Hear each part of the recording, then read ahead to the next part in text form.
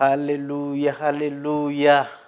Ni umunezero mwinshi cyane n'iby'ibyishimo kongera kuba kuri Grace Abounds TV. Ni ubuntu kuganira ijambo ry'Imana. Aya ntabwo ari amahirwe agirwa na benshi. Niyo mpamvu muri miliyari zirenga 8 ziri ku isi usanga gusa byibuze abantu bumvise inkuru za Yesu, tutitaye ku madini baturukamo, bagera muri miliyari 2.7 ngira ngo niba ntibeshye mu mibare ni mu byaho. Urumva ko rero ntago ari ibintu dushobora gufata nk'ibisanzwe. Haleluya. Ariko Imana kuko ari umutunzi w'imbabazi yaduhinduranye bazima na Kristo. Na Efeso 2:4 iryo jambo murarizi ko ndikunda cyane. Ndacyari Pastor Sam. Uyu munsi nanone nje kubaganiriza kandi murabizi nkoresha iminota mikeya iyo nakoze ndi jyenyine nk'uko nguku. Nkoresha iminota mikeya nkabaganiriza. Hari umurongo uri mu Baroma igice cya 8, reka tuwusome. Mu Baroma igice cya 8 niwo nshaka kubaganirizaho gatoya. Uravuga ngo nuko rero noneho abari muri Kristo Yesu ntateka bazacirwaho. Nuko rero noneho abari muri Kristo Yesu ntateka bazacirwaho. Ntateka bazacirwaho. Bibiliya y'Ikirundi iravuga ngo nta rubanza ruzabatsinda. Abantu bari muri Kristo Yesu nta rubanza ruzabatsinda. Si ikibazo cy'uko urubanza rutabaho, runabayeho ntabwo rwagutsinda. Kubera iki? Kubera kuri muri Kristo.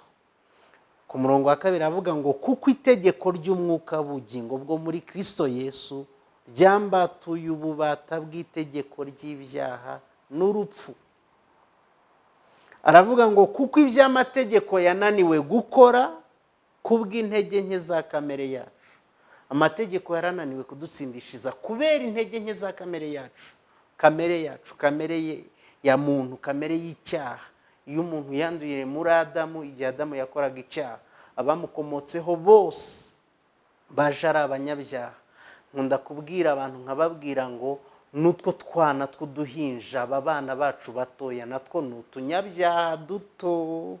Nkabereka ukuntu iyo kamere bayivukana, nkabaha urugero ukuntu akana kiga kubeshya kandi utagira ishuri ryo kubeshya mu rugo iwawe. Kakagenda kakanyunya isukari wakabaza kakaguhakanira, kakavuga ati jewe nta nubwo nzi ko muri inzu harimo isukari.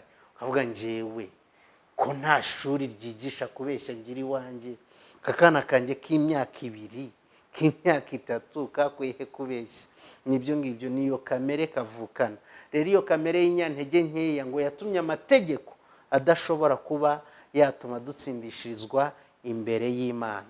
Ariko ntago byari birangiye. Kanusoma umurongo wa 3 ngo kuko iby'amategeko yananiwe gukora kubw'intege nke za kamere yacu, Imana yabishohoje ubwo yatumaga umwana wayo afite ishusho ya kamere y'ibyaha kuba igitambo cy'ibyaha, icira ibyaha bya kamereho iteka. Rero abari muri Kristo Yesu ntateka bazacirwaho, nta rubanza ruzabatsinda, kubera ko kamere yaciriweho iteka binyuze mu gitambo kimwe cyatanzwe rimwe, bikaba bihagije iteka ryose cya Yesu Kristo. Hari inkuru ya Nowa twese tuzi, ni inkuru igaragaza neza ukuntu umuntu uri muri Yesu adashobora gucirwaho iteka. Murabizi ukuntu Nowa ngo yagiriye umugisha cyangwa ubuntu imbere y'Imana mu gihe cye, ubwo ibyaha byari byinshi cyane. Bibiliya ivuga ko mu gice cya 6 ngira ngo cy'Itangiriro bavuga ko Imana yari imaze no kwicuza icyatumye irema umuntu. Igeze ku rwego rwo kwicuza icyatumye irema umuntu. Ariko ngo Nowa agira umugisha ku Mana, cyangwa agirira ubuntu, niko Bibiliya y'Icyongereza yibivuga. Agirira ubuntu, abonera ubuntu imbere y'Imana. Imana iramutoranya imubwira kubaza inkuge. Inkuge rero niyo nshaka kuvugaho gatoya. Buri isezerano rya kera ni Kristo rivuga, ariko rikamuvuga hishwe, atagaragara, yaratarahishurwa. byari bimeze nk'imigani, byari igicucu cy'ibizaba. Rero iriya nkuge ivuga Yesu ubwe. Bibiliya igaragaza ukuntu Nowa yakoze inkuge imyaka 120 rwose, hanyuma arangije hamagara abantu kuza mu nkuge baranga. Banza ariko hari bake bagiyemo mu muryango we, Nowa n'umugore we n'abahungu be 3 n'abagore babo aribo bakazana be. Bibiliya igaragaza ko hagiyemo abantu 8 mu nkuge. Bamaze kugera mu nkuge, marayika akinga urugi, amaze gukinga, nyuma y'igihe runaka imvura itangira kugwa. Imvura itangiye kugwa rero dore ikintu nari ngiye kuvuga. Ntago abantu bagiye mu nkuge, Bibiliya igaragaza ko basabwaga kugira ingeso runaka. Icyo basabwaga ni ukwemera kujya mu nkuge gusa. Uku kwemera ni nako kwitwa kwizera. Muri Bibiliya ntagatifu ikunze gukoreshwa na Katolike, n'ubundi ijambo kwizera bo bakoresha ukwemera. Ikintu umuntu yasabwaga kujya mu nkuge kugira ngo akire urupfu rw'iteka cyangwa se urupfu rw'umwuzure, yasabwaga kwemera kujya mu nkuge gusa. Ntabwo yasabwaga kuba atanywa inzoga, ntabwo yasabwaga kuba atasambana, ntabwo yasabwaga, nta makondisiyo runaka yari yashyiriweho. Yarabwiwe gusa niwemera kujya mu nkuge, umwuzure ntacyo uzagutwara. Ariko nutajya mu nkuge, umwuzure uzakwica. Mwumvirire ibi bintu ukuntu abantu bari muri Kristo Yesu batazacirwaho iteka. Umuntu wese wagiye mu nkuge, kambivuge mu mazina ndagira ngo mubyumve, ndashaka gukoresha amagambo aremereye mwumve ibintu. Akagenda yasinze, nta kintu yatwawe n'umwuzure. Umuntu wagiye mu nkuge akagenda avuye gusambana, nta kintu yatwawe n'umwuzure. Umuntu wagiye mu nkuge akagenda ari umurozi, nta kintu yabaye, nta kintu yatwawe n'umwuzure.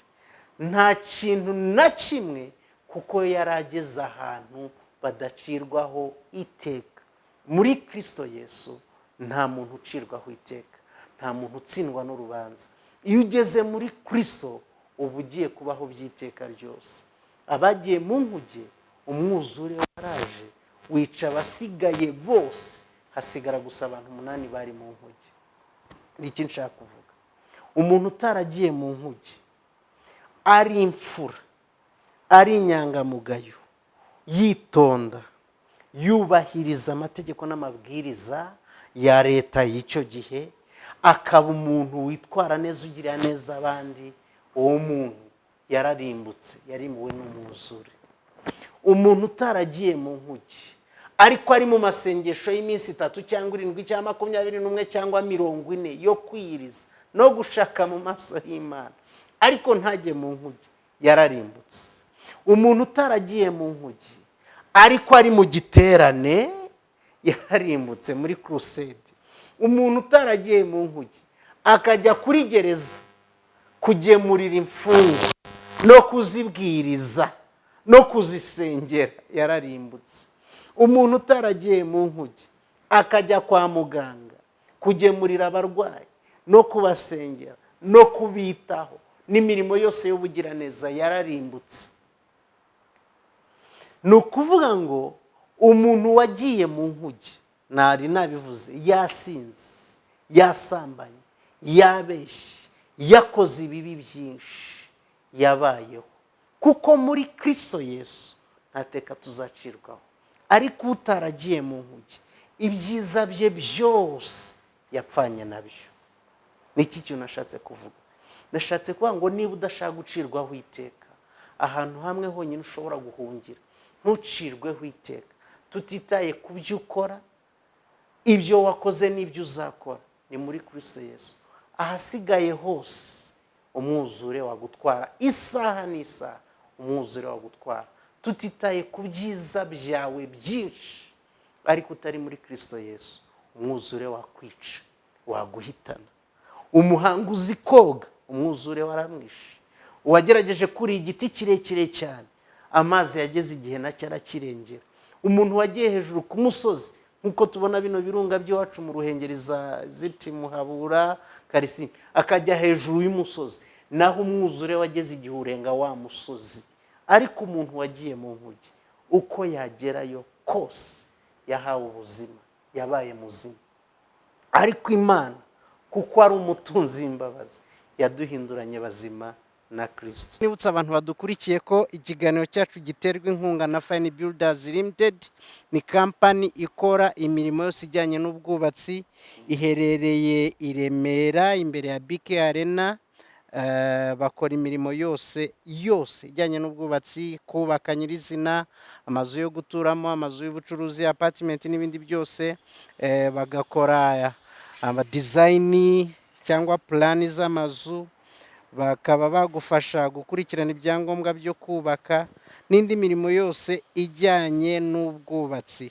Nagira ngo nguhe nimero wababarizaho, ni 079 44 24 053. Fine Builders Limited ni kampani nziza cyane ikora iyo mirimo kandi igatera inkunga ubutumwa bwiza bwa Yesu Kristo.